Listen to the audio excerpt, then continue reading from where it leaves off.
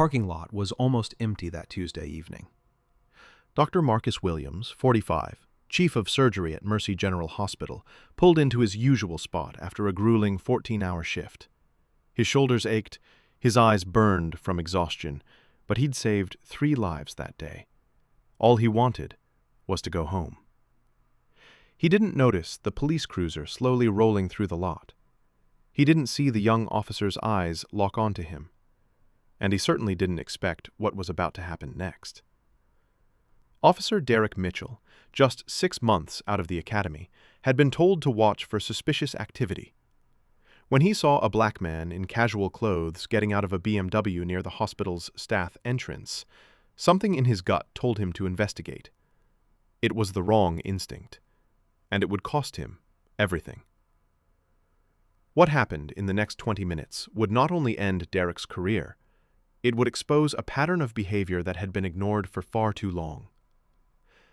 This is the story of how one man's prejudice collided with another man's dignity, and how truth always finds a way to surface. Dr. Marcus Williams locked his car and reached into the back seat for his medical bag. The weight of it reminded him of the emergency surgery he'd just completed, a teenage girl with internal bleeding from a car accident. Her parents were still in the waiting room when he left, tears of gratitude streaming down their faces. He was so lost in thought that he didn't hear the footsteps approaching from behind. "Excuse me, sir." The voice was sharp, official. "I need to ask you a few questions." Marcus turned to see a young white police officer, hand resting on his belt, eyes narrowed with suspicion. The officer's name tag read Mitchell. "Of course, officer," Marcus replied calmly, though something in the officer's posture immediately put him on guard. "How can I help you?" Officer Mitchell stepped closer, his boots crunching against the gravel. "What are you doing in this parking lot?" Marcus blinked, genuinely confused. "I work here. I'm a doctor at Mercy General." The officer's lips curled into something that wasn't quite a smile. "A doctor, is that right?" His tone dripped with skepticism. "You got some ID to prove that?" This wasn't the first time Marcus had been questioned for simply existing in a professional space, but it never got easier. He took a slow breath, maintaining his composure. "My ID is in my bag. May I reach for it?" "Slowly," Mitchell ordered, his hand moving closer to his weapon. Marcus carefully opened his medical bag, moving deliberately so as not to startle the increasingly tense officer. As he reached for his hospital credentials, he noticed something. Mitchell's eyes were scanning the inside of his bag like he expected to find drugs or weapons. "Here's my hospital ID," Marcus said, holding it out. The badge clearly showed his photo, his name, Dr. Marcus Williams, and his title, Chief of Surgery. But Mitchell barely glanced at it. Instead, he grabbed Marcus's wrist, his grip unnecessarily tight. "That could be fake. I'm going to need to verify this." "Officer Mitchell," Marcus said, his voice steady but firm. "I understand you're doing your job, but you're crossing a line here. I've shown you my credentials." "Don't tell me about lines," Mitchell snapped, his face reddening. "I've had people try to con me before." "You think because you're wearing nice clothes and driving a fancy car, I'm just supposed to believe you?" A small crowd was beginning to gather. 2 nurses heading toward the night shift stopped in their tracks. An elderly patient being wheeled out paused, his daughter pulling out her phone. Marcus could feel the weight of eyes on them. He'd been in enough tense situations, in surgery, in emergency rooms, to know that escalation was dangerous. But he also knew his rights. "Officer, I'm going to ask you again, respectfully, to verify my credentials through the hospital if you have doubts. But you need to let go of my wrist." Mitchell's grip tightened instead. "What I need is for you to stop resisting." "I'm not resisting anything. I'm standing here, speaking calmly, and asking you to follow proper procedure." But what happened next? Mitchell yanked Marcus forward, spinning him around and forcing him against the car. "You're under arrest for obstruction of justice and suspicious behavior." The crowd gasped. A nurse Marcus recognized, Sarah, from the ER, shouted, "That's Dr. Williams. What are you doing?" But Mitchell wasn't listening. He had his cuffs out, roughly pulling Marcus's arms behind his back. The metal bit into his wrists, far tighter than necessary. "You have the right to remain silent." Marcus didn't struggle. Years of navigating a system that didn't always see him as equal had taught him that survival sometimes meant swallowing pride. But his mind was already working, calculating, planning. As Mitchell led him toward the patrol car, more hospital staff emerged. A security guard Marcus had known for years started approaching, confusion written across his face. A resident who'd just finished her shift stood frozen, phone in hand, clearly recording. "Call Administrator Chen," Marcus said to Sarah. "Tell her what's happening." Through the window, Marcus could see the growing crowd. He could see phones raised, capturing every moment. He could see the horror on his colleagues' faces. And he could see something else. Mitchell's partner, an older officer, running toward the scene, his face pale with what looked like fear. Officer Jake Harrison had been on the force for 15 years. He'd been in the bathroom when his rookie partner decided to make an arrest. Now, as he saw who was in the back of their cruiser, his blood ran cold. He knew Dr. Williams. His wife had been a patient here. This man had saved her life during a complicated surgery 2 years ago. "Derek," Harrison said as he approached Mitchell. "What the hell are you doing?" "Got a suspicious person in the hospital lot," Mitchell said. "Claims he's a doctor but wouldn't cooperate. I'm taking him in." Harrison's face went white. He looked at Marcus in the back seat, then back at his partner. "Derek, that's—" "I know what I'm doing, Jake," Mitchell interrupted. "You taught me to trust my instincts, right? Well, my instincts said something was off." "Your instincts are wrong," Harrison said, his voice tight. "That man is—" But before he could finish, a sleek black Mercedes pulled up, and a woman in an expensive suit stepped out. Administrator Vanessa Chen had arrived. "Officer," Chen's voice cut through the tension like a scalpel. "Would you mind explaining why you have my chief of surgery handcuffed in your vehicle?" Mitchell's confidence faltered for just a moment. "You're— What?" Chen walked forward, her heels clicking against the pavement with authority. "Dr. Marcus Williams, chief of surgery. The man who just spent 14 hours saving lives in our operating rooms. The man who's been nominated for a National Medical Excellence Award. That man. He was acting suspicious." "He was walking to his car after his shift," Chen interrupted, her voice rising. "Officer, do you have any idea what you've done?" By now, the crowd had swelled to nearly 30 people. Hospital staff, patients, visitors, all watching as the scene unfolded. Marcus remained silent in the back of the cruiser, his face calm but his eyes alert. Mitchell's hand trembled slightly as he looked between Chen, Harrison, and the crowd. I was following protocol. I asked for ID and he—" "Did he show you his hospital badge?" Chen asked.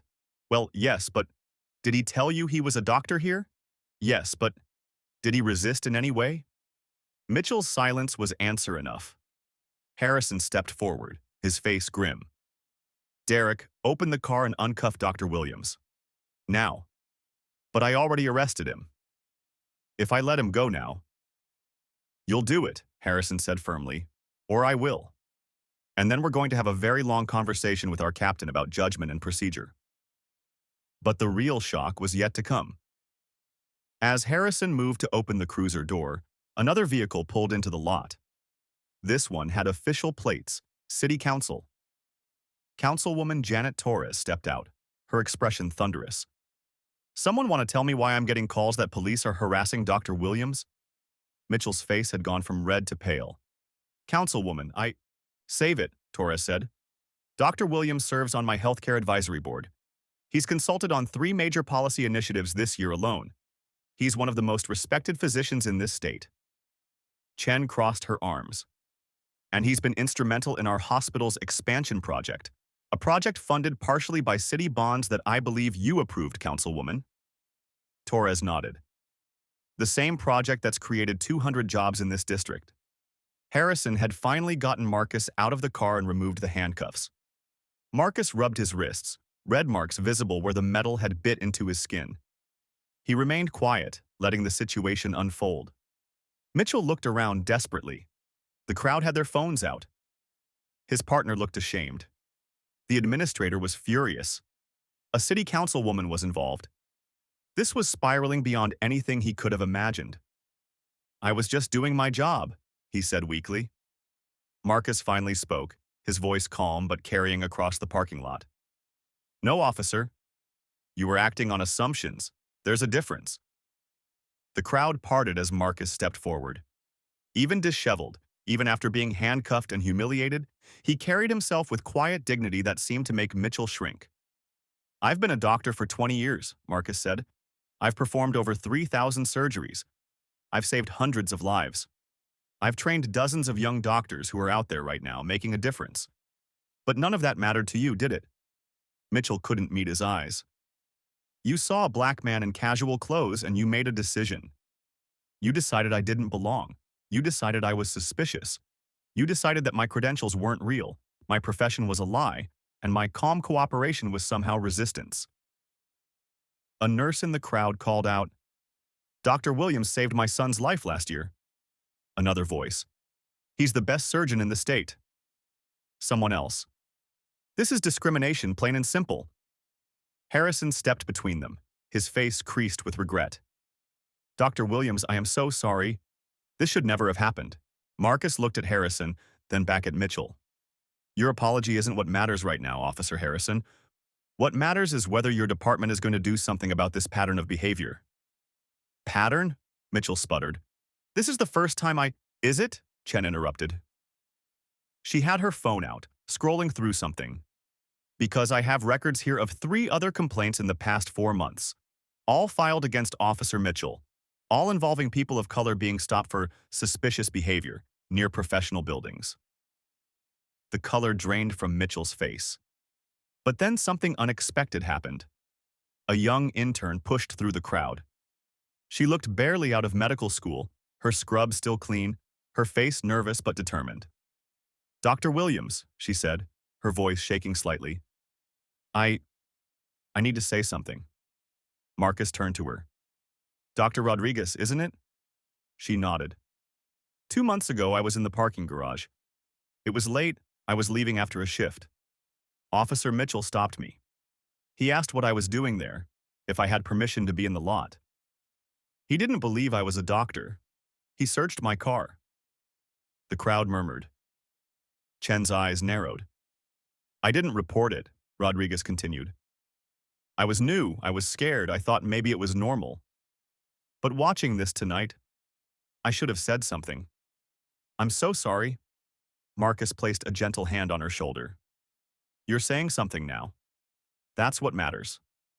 Another voice from the crowd. "He stopped me too. 3 weeks ago, checked my ID twice, asked if the car was really mine. Then another. Same thing happened to my husband. Right in this lot." Mitchell was backing away now, looking for an escape that didn't exist.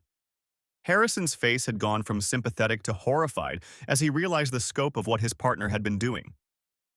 "Derek," Harrison said quietly, "give me your badge." "What?" "Jake, you can't—" "Badge. Now." As Mitchell fumbled with his badge, 2 more vehicles arrived. A news van from the local station and an unmarked car that Marcus recognized, Chief of Police Catherine Morgan. Chief Morgan surveyed the scene with the practiced eye of someone who knew exactly how bad this looked. The phones, the crowd, the city councilwoman, the hospital administrator, and in the center of it all, one of the most respected doctors in the region with fresh handcuff marks on his wrists. "Someone tell me what happened here," she said, her voice carefully neutral. Chen stepped forward. "Your officer arrested my chief of surgery for the crime of walking to his car after saving lives for 14 hours. Morgan's jaw tightened. "Is this true, Harrison?" Harrison nodded grimly. "Mitchell made an arrest based on suspicion. Dr. Williams was fully cooperative, showed his credentials, and was still detained." Morgan turned to Marcus. "Dr. Williams, I am deeply sorry for—" Chief Morgan, Marcus interrupted gently. Your apology is noted. But what I want to know is what you're going to do to make sure this doesn't happen to the next doctor, the next nurse, the next black professional who has every right to be where they are without being treated like a criminal. The news camera was rolling now. The crowd pressed closer, wanting to hear the answer. Morgan took a deep breath. Officer Mitchell will be suspended immediately, pending a full investigation. Every stop he's made in the past 6 months will be reviewed. And she paused, seeming to make a decision. We'll be implementing mandatory bias training for all officers, starting with our newest recruits. That's a start, Torres said, but the city will be conducting its own investigation. Mitchell's world was crumbling around him. His partner wouldn't look at him. His chief was suspending him. A councilwoman was talking about investigations. And worst of all, he could see in Dr. Williams' eyes not anger, but something far more damning, disappointment. But the story wasn't over yet. A car screeched into the parking lot. Not a police car or an official vehicle, but a beat-up Honda Civic. A young woman jumped out, her face streaked with tears. Dr. Williams, she screamed, running toward him. Dr. Williams! Hospital security moved to intercept her, but Marcus held up his hand. It's okay. I know her. The woman, barely 18 with the same features as the teenager he'd operated on earlier, stopped in front of him, breathing hard. My mom, she sent me to find you. She wanted me to thank you again. My sister. She's awake now. She's going to be okay. Because of you. The girl threw her arms around Marcus, sobbing into his chest. The crowd went silent, watching this raw display of gratitude. She's going to be okay, the girl repeated. You saved her life. Marcus hugged her back, his own eyes glistening. That's my job, he said softly. That's what I do. When the girl finally pulled back, she looked around at the crowd, the police, the news camera. What's going on? Why are the police here? Did something happen? Marcus glanced at Mitchell, who couldn't meet his eyes. Then he looked at Chief Morgan, at Councilwoman Torres, at Administrator Chen. Nothing that can't be fixed, he said finally. Nothing that can't be made right. 1 week later, the hospital conference room was packed. Dr. Marcus Williams stood at the podium not as a victim, but as a leader facilitating change. Present were representatives from the police department, the city council, the hospital board, and a dozen community leaders. Chief Morgan had made good on her promise. Every officer in the precinct was going through comprehensive bias training. Mitchell had been placed on administrative leave, his future uncertain. But Marcus wasn't focused on punishment. He was focused on prevention. What happened to me wasn't unique, he told the room. It was just visible. For every person with a camera phone, there are dozens without. For every doctor with credentials and connections, there are countless others without that protection. He paused, looking at the faces before him. The question isn't just, how do we stop this from happening to me again? It's, how do we create a system where it doesn't happen to anyone? Officer Harrison spoke up from the back. Dr. Williams, I want you to know, I've started documenting every stop my partners make, creating accountability.